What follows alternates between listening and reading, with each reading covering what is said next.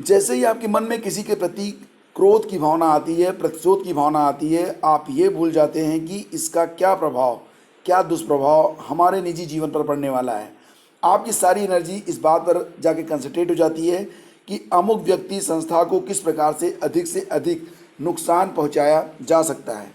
तो आज की वीडियो की शुरुआत करेंगे इस कोटेशन के साथ कि तूफान में कश्तियाँ और अभिमान में हस्तियाँ डूब जाती हैं, ऊंचाई पर वही पहुंचते हैं जो प्रतिशोध के बजाय परिवर्तन की सोच रखते हैं। यानी कि दोस्तों, हमें अपने जीवन में अगर सकारात्मक परिवर्तन लाना है तो प्रतिशोध नहीं, परिवर्तन की भावना रखिए अपने मन में। तो नमस्कार, स्वागत है आप सभी का स्टडी विद ज्ञान प्रकाश में। दोस्तों, आज है 20 जुलाई, दिन है सोमवार का। शुरू करते हैं आज की मॉर्निंग न्यूज। और आज की मॉर्निंग न्यूज की शुरुआत करेंगे एक बैड न्यूज से। पहले क्या होता था कि पूरे भारत में जो कोरोना के संक्रमित आते थे उनकी संख्या सैकड़ों में थी, हज़ारों में हुई, लेकिन पहली बार ये संख्या 38,902 लगभग 40,000 के आसपास पहुंच चुकी है। कुल 543 लोगों की मौत भी हो चुकी है। लगातार चौथे दिन मिले 30,000 से ज़्यादा संक्रमित, यानी कि संक्रमण का जो रेशियो है वो बहुत अधिक बढ़ता जा रहा है। तमिलनाडु, कर्नाटक, आंध्र प्रदेश और पश्चिम बंगाल में संक्रमितों की संख्या जो मिल रही है वो सबसे अधिक है। स्वास्थ्य मंत्रालय ने रविवार सुबह तक एक दिन में 38,902 नए मामले और 543 लोगों की मौत की पुष्टि की है। इसी दौरान सर्वाधिक 23,672 मरीजों को डिस्चार्ज भी किया गया है। इसी के साथ देश में संक्रमण के मामले बढ़कर 10,77,618 हो गए हैं और एक्टिव केसेस में हैं 3,73,379। हालांकि फ्रेंड्स, मुझे ये लगता है कि बहुत सारे लोग जिनके अंदर कोई भी सिम्टम नहीं है, जिनकी जांच नहीं की गई है, अगर बड़े लेवल पर जांच की जाए तो संख्या बढ़ भी सकती है। तो ये है पूरा आंकड़ा। आपको अधिक से अधिक अभी भी सावधानी बरतनी है अपने लिए और अपनों के लिए। आगे बढ़ते हैं। High court, Allahabad high court फिर 2 दिनों के लिए बंद कर दिया गया है कोविड-19 के बढ़ते संक्रमण को देखते हुए।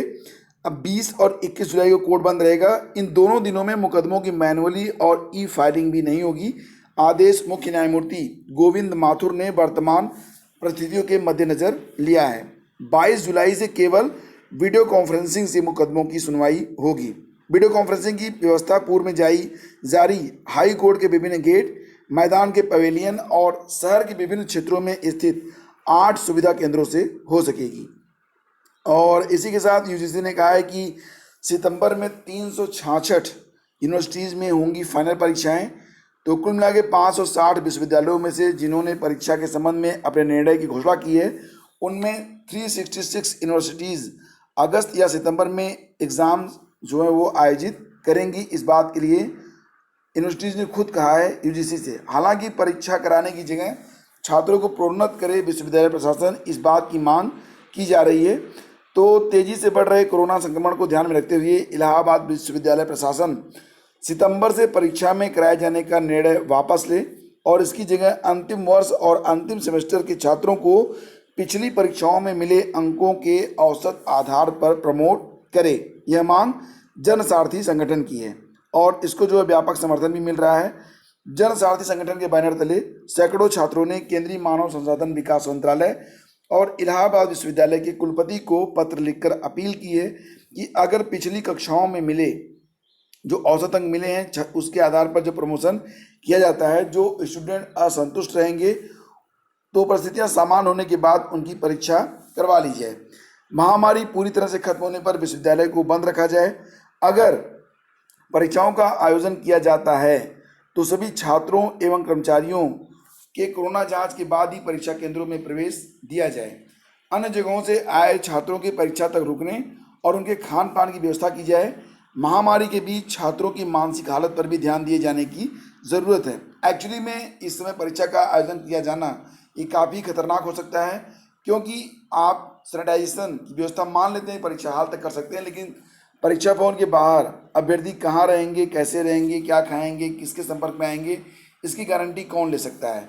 और बड़ी संख्या में अभ्यर्थी बाहर निकलेंगे तो ऐसी स्थिति में भी जो परिस्थितियां हैं वो काफ़ी भयावह हो सकती हैं। हालांकि मेरे हिसाब से तो कोई भी परीक्षा नहीं होनी चाहिए, लेकिन फिर भी बीएड की परीक्षा होने वाली है और खंड शिक्षा अधिकारी के बारे में भी अभी कोई क्लैरिफिकेशन नहीं मिल रहा है। हालांकि मामला जिस हिसाब से बढ़ रहा है और भी जो बीईओ की परीक्षा है, खंड शिक्षा अधिकारी की जो परीक्षा है, उसमें 5 लाख से अधिक अभ्यर्थी हैं।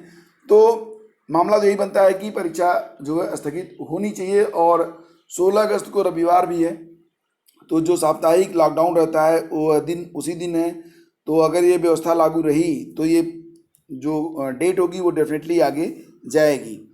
और सरकार ने अगस्त, सितंबर या अक्टूबर में स्कूल खोलने के लिए अभिभावकों से सुझाव मांगे हैं कि किस महीने में स्कूल खोले जाएं, ताकि जो गार्जियन हैं वो थोड़ा कंफर्टेबल फील करें और वो स्कूलों में किस प्रकार के सैनिटाइजेशन की व्यवस्था चाहते हैं। राज्यों को अलग अलग माध्यमों से अभिभावकों से 3 बातें पूछनी हैं। पहली, क्या अगस्त, सितंबर और अक्टूबर में स्कूल खोले जाएं? दूसरा, अगर हाँ तो किस महीने में अभिभावकों को सुविधा होगी? तीसरा, कि वह स्कूलों में किस तरह की उम्मीद रखते हैं। इसके अलावा अभिभावक कोई अन्य सुझाव देना चाहते हैं तो उसे भी शामिल किया जा सकता है। हालांकि दोस्तों, मुझे ये लगता है कि सैनिटाइजेशन सबसे इम्पोर्टेंट है और स्कूल और कॉलेज भी खुलने चाहिए। तो ऐसी स्थिति में अभी तो नहीं, थोड़ा सा जब तक टीका वगैरह नहीं आता है या संक्रमण को कंट्रोल करने का कोई मास्टर फार्मूला नहीं बनता है, विद्यालयों को बंद रखना चाहिए। बात बच्चों के जीवन का है और अगर कोई बच्चा संक्रमित होता है तो वो डेफिनेटली वापस अपने परिवार में ही आएगा, परिवार में भी संक्रमण का खतरा है। तो ऐसी स्थिति में सबसे बड़ी बात तो ये है कि अगर स्कूल और कॉलेज खोले भी जाते हैं तो अल्टरनेट डे पे खोले जाएं, और अल्टरनेट डे पर भी जो बच्चे आ रहे हैं, अगर डेली खोले जाते हैं तो भी जो बच्चे आ रहे हैं उनमें डिस्टेंसिंग का ध्यान रखा जाए। लेकिन ये संभव नहीं हो पाएगा फिलहाल, तो जब तक टीका नहीं बनता है, दवा नहीं बनती है। रिजल्ट के लिए पोस्टर अभियान शुरू। बात हो रही यहाँ पर एलटी ग्रेड के बारे में। एसटीएफ की ओर से चार्जशीट दाखिल किए जाने से दांव पर अभ्यर्थियों का भविष्य। तो एलटी ग्रेड शिक्षक भर्ती के अभ्यर्थियों ने हिंदी और सामाजिक विज्ञान का रिजल्ट जारी किए जाने की मांग को लेकर पोस्टर अभियान शुरू किया है। अभ्यर्थियों ने हजारों की संख्या में पोस्टर छपवाए हैं, साथ ही ऑनलाइन अभियान भी चलाया है। यूपीपीएससी के अध्यक्ष ने एलटी ग्रेड शिक्षक भर्ती के अभ्यर्थियों को आश्वस्त किया था कि एसटीएफ की ओर से हिंदी और सामाजिक विज्ञान विषय की चार्जशीट दाखिल होने के बाद रिजल्ट पर निर्णय लिया जाएगा। एसटीएफ ने अभी तक चार्जशीट दाखिल नहीं किया है, ऐसे में विवेचना पूरी होने तक रिजल्ट पर निर्णय अटका रहेगा। तो इस प्रकार के पोस्टर जो हैं वो लगाए जा रहे हैं। अब पोस्टर वार एक तरीके से शुरू हो गया है और इसमें बच्चे डिमांड कर रहे हैं, अभ्यर्थी डिमांड कर रहे हैं कि हिंदी में 1433 और सामाजिक विज्ञान में जो 1854 पद हैं उसका रिजल्ट जो है जारी कर दिया जाए।